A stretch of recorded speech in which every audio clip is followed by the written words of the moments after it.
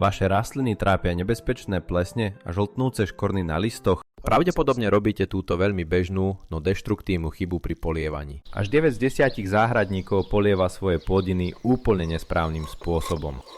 Tou najväčšou chybou je neskoré večerné polievanie zhora, priamo na listy. Keď listy vašich rastlín zostanú celú noc mokré v chlade, vytvárate tým úplne ideálne prostredie pre vznik a šírenie plesní. Toto vlhké mikroklíma je priam pozvánkou pre rôzne hubové ochorenia. Riešenie tohto problému je pritom mimoriadne jednoduché a nič nestojí. Vždy polievajte len priamo ku koreňom, tesne nad povrchom zeme.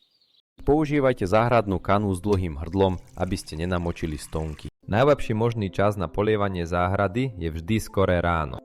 Ranné slnko totiž stihne okamžite vysušiť akúkoľvek náhodnú povrchovú vlhkosť. Rastliny tak budú mať dostatok životodárnej vlahy na celý horúci deň. Zapamätajte si toto dôležité zlaté pravidlo pre každého úspešného pestovateľa. Voda patrí vždy hlboko do pôdy, nikdy nie na zelené listy.